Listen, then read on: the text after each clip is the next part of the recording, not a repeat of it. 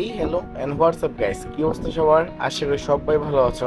আজকে আমরা Asia এয়ারকমের sleeper কোচে যাচ্ছি কক্সবাজার। তোমাদেরকে বলা হয়েছিল শীঘ্রই কক্সবাজারে একটা নতুন ব্লগ নিয়ে তোমাদের সামনে হাজির হব। তো আজকে তার জন্য আমরা যাচ্ছি এশিয়া এয়ারকমের একটা স্লিপার কোচ বাস দিয়ে কক্সবাজারে। তো আমার কাছে বাসের এন্ট্রেন্সটা আসলেই সত্যি অনেক সুন্দর লাগছে, যেটা একবার তোমাদেরকে দেখাই। তোমরা একবার দেখো বাসের এন্ট্রেন্সটা কতটা সুন্দর এবং কতটা গর্জিয়াস। তোমাদেরকে যদি একবার বাসের স্লিপিং কোচগুলো দেখাই, তোমরা দেখো একবার, এটা হচ্ছে ডাবল বেডের একটা স্লিপিং কোচ, যেটা এতটা সুন্দর, মনে করো এতটা মানে কি বলবো, এতটা আরামদায়ক ছিল এই ফোনটা, মানে বলার বাহিরে। আরো দুইজন থাকার জন্য এনাফ পরিমাণ স্পেস। এটা ছিল আমারটা, বুঝছো, আমি সিঙ্গেল নিয়েছিলাম।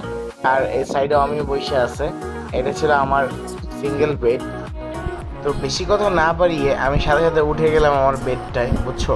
বেডে ওঠার পরে আস্তে করে আমি সুন্দর করে শুয়ে পড়লাম। সত্যি গাইস, বেডটা ছিল অনেকটা আরামদায়ক, কারণ পুরোটা মাথা উপরে যেতে মানে কারো ব্যথা না লাগে তার জন্য উপরে ফোম দিয়ে কাভার করা ছিল, উপরের তোমার ছাদটা।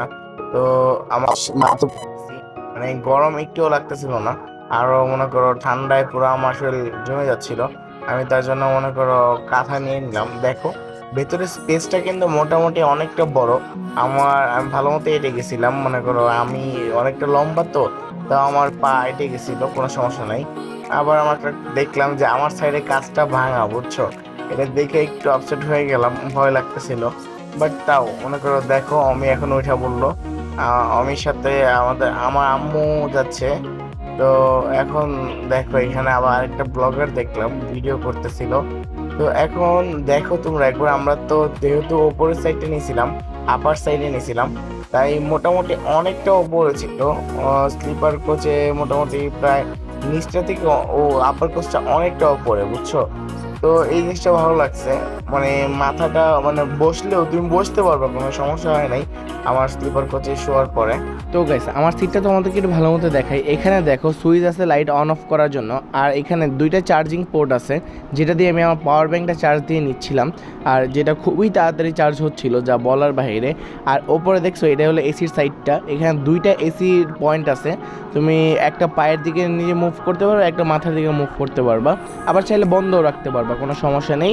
আর মনে করো এখানে তুমি একবার দেখো যে স্পেসটা কতটা বড়। তো গাইস, অনেকক্ষণ যাত্রা করার পর আমরা কুমিল্লার একটা স্টপেজে এসে দাঁড়ালাম, যেখানে আমাদেরকে 20 মিনিটের একটা ব্রেক দেওয়া হয়েছিল, যেটা অনেকটা টাইম বেশি ছিল, কারণ আমরা যেহেতু অনেকক্ষণ ধরে জার্নি করতেছিলাম, তাই মনে করো এখানে আমাদের একটু ফ্রেশ হওয়া দরকার ছিল। এখানে দেখো আমার ছোটো ভাই এবং আমার মা নামতেছিল, আর পিছনে তার অমি নামতেছিল। দেখো আমরা সবাই নেমে গেলাম। নেমে যাওয়ার পর এখানে দেখো বাসটা তোমাদেরকে দেখায় একবার, এই যে দেখছো। এখন তোমরা এই যে আমরা এইটাতে আসছিলাম, এটার নামটা আমি জানি না, এটা কোন স্টপেজে আমাদেরকে দাঁড়ানো করা হয়েছে। তো এটা হচ্ছে তোমার, সরি এটা ডলি রিসোর্ট, এটা হচ্ছে ডলি রিসোর্ট, পরে খেয়াল করছে আমি, এটা হচ্ছে ডলি রিসোর্ট। তো ডলি রিসোর্টে আমরা দাঁড়াইছিলাম। ডলি রিসোর্ট দাঁড়ানোর পরে আমরা কিছু খাওয়া দাওয়া করে নিয়েছিলাম। তো এখানে প্রায় অনেক ধরনের খাবার ছিল, বার্গার, তারপর স্যান্ডউইচ, এগুলো সব কিছু ছিল, বাট এগুলো প্রাইস ছিল অনেক হাই, যা বলার বাহিরে। তো আমি মনে করো ওইখানে যাওয়ার পরে খিচুড়িটা অর্ডার করতে চাইলাম। খিচুড়ি অর্ডার করতে গিয়ে দেখি যে তোমার খিচুড়ি প্রাইস 250 টাকা করে তোমার পার প্লেট নিচ্ছে, যেটা একজনের জন্য এনাফ না, সত্যি কথা বলতে একজনের জন্য এনাফ না। তো মনে করো এখানে তাও তো আমরা মানে ক্ষুধা যেহেতু লাগছে, তাদের খাওয়া তো লাগবেই, তাই আমরা অর্ডার করে দিলাম 4টা খিচুড়ি। তো এই দেখো আমাদের 4টা খিচুড়ি এখানে এসে পড়ছে। তো এটা ছিল বিফ মিট খিচুড়ি, তাই মোটামুটি টেস্টের দিক দিয়ে তোমার আমি পরে খেলাম যখন, টেস্টটা খারাপ ছিল না, ভালো লাগছে আমার কাছে। তো গাইস, আমরা খাওয়া দাওয়া শেষে বের হয়ে যাচ্ছি এখন। এখন আমাদের 20 মিনিটের যে টাইম ছিল, তো ব্রেক টাইম ছিল, ব্রেক টাইমটা শেষ। এই যে আমাদের দেখো, এটা হচ্ছে আমাদের বাস। তো আমরা এখন বাসে উঠে যাচ্ছি। তো বাসটা বাইরে থেকে অনেকটা বড়, অনেক বড়। স্লিপার কোচ যে বাসগুলো আছে, গ্রিন লাইনের মতোই প্রায় অনেকটা বড় বাস এটা।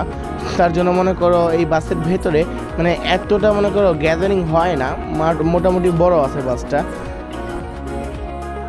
তো এখানে আমি বেশি কথা না বাড়িয়ে বাসের উপরে উঠে গেলাম। উঠে যাওয়ার পরে, কারণ এখন একটা ঘুম দিতে হবে, রিফ্রেশিং একটা ঘুম দিতে হবে, নাহলে ওইখানে গিয়ে অনেক টায়ার্ড লাগবে। তো এখানে আমি উঠে গেলাম বাসে।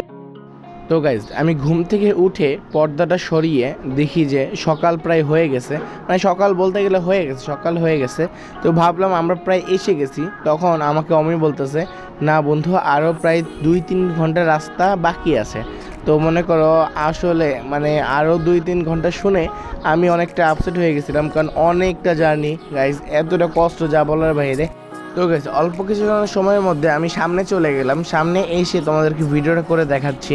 আমাদের সামনের বাসটায় আবার এশিয়া আর কমের তোমার স্লিপার কোচের বাস। তো আমরা প্রায় এসে গেছি। তো আজকের ব্লগটা এই পর্যন্তই। কক্সবাজারে আসার জার্নিটা কেমন হইলো আমাদের সাথে, এটা তোমাদের সাথে শেয়ার করলাম। তো গাইজ আমরা কক্সবাজারে কি করব, কই গেলাম না গেলাম, এবং প্রত্যেকটা ভিডিও তোমাদের সাথে আমরা শেয়ার করব ইনশাআল্লাহ।